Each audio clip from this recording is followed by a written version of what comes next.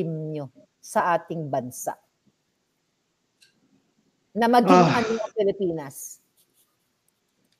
Yung expectation ko, nung nagkandidato na itong si BBM at nung nanalo na siya, yung babalik lang yung naabutan kong gaan ng buhay, panahon ni Marcos Sr. Ganun lang.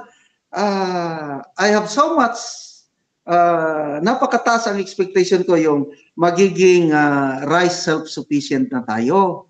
Hindi na tayo mag-i-import. Kasi kayang-kaya, napatunayan na natin. We have many scientists. By the way, speaking of scientists, yan si Joseph Sebastian, nag-resign na po sa Department of Agriculture kasi dinimot ni yung in-expose mo, Marnica, si Kiko Laurel. Dinimot. Laurel. Talaga. Hindi ko pa Nag-resign na siya. Napakagaling itong si Dr. Leo Sebastian. Rice expert talaga. Kinuha siya ng Vietnam. Ang Vietnam ngayon, isa sa mga top rice exporting countries.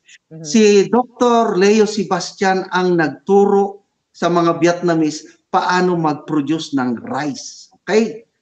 Kaya maganda ang rice production sa Vietnam. Kaya nung kinuha nila si Dr. Sebastian na maging Yosek for rice production, ako medyo, okay, let's wait. Ngayon, sa ginawa nitong secretary na undergraduate daw, dinimot ang isang scientist, umalis. Baka mamaya pupunta ulit siya sa Vietnam. Kaya nakakapanghinayang. Simple lang, gusto ko yung naabutan ko nung panahon natin ng Marcos era na ganun lang. Sintimo lang ang baon ko noon papunta sa eskwelahan, ang dami nang mabili, ganun lang. Kumbaga, yung makakain lang ng maayos yung Pilipino. Yes, oo. Ikaw, Roy, baka gusto mo ba anong gusto mo maging mangyari sa Pilipinas? Kung actually, power. Kung meron ka, let's say, kunyari, presidente tayong tatlo, okay? Nakaya nating, may magic wand tayo, nakaya nating baguhin ang Pilipinas. Ito yung wand ko. Ano, ikaw, Roy? Anong babaguhin mo? Siguro yung mga leaders natin, 'di ba?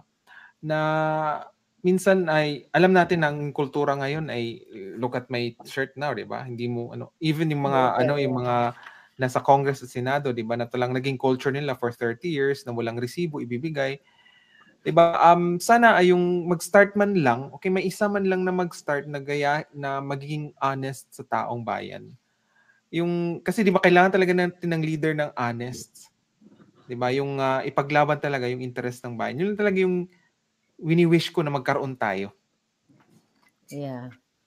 Ako naman, kung ako tatanungin ko na yung sarili ko, mag-release ka agad ako ng executive number 1. Ikakulong ko lahat ng mga magnanakaw. Lalagyan ko sila ng bonggang-bonggang kulungan na hindi sila makakagalaw. Lahat ng nagnanakaw sa bayan kapag nakitang malinaw pa sa sikat ng araw, buburahin ko sila sa kanilang mga kinauupuan. At syempre, isulong natin talaga yung serbisyo sa serbisyong publikong totoo. Kasi sabi mo nga, General, ang yaman ng Pilipinas, ang dami nating resources, ang dami nating pera. Tapos ngayon, yung mga ngayon, bakasyon, di ba, naka-break, okay? Naka-recess ang Senado at Kongreso. Nasaan sila? Nasa ibang bansa, halos lahat sila. Buong pamilya, bit-bit. At the expense of people's money. Pero ang ordinaryo, teacher ka, nurse ka sa Pilipinas na hindi ka makaahon, hindi ka makapag-abroad kahit Asia lang.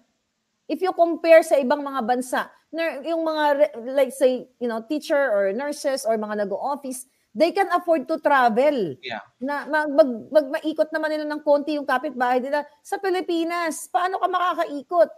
Diba? Dahil, ang taas ng bilihin, tapos hindi naman ganun kataas ang presyo, o yung iba naman nakapag-ipon or may konting negosyo, bago makalabas ng immigration, kikikilan pa or i-offload. Oh my God. So, kaya nga sana itong magic wand na ito, kung ito ibibigyan ng power ngayon, malamang diretso to sa Malacanang, lusaw silang lahat. Lusaw. Wala na yung ahas. Ay, nako, grabe. So, anong nakikita natin yung tanong ko kanina, no? General, hindi ko natanong sa'yo, sa tingin mo, aabutin pa ba ng susunod na SONA si Marcos Jr.?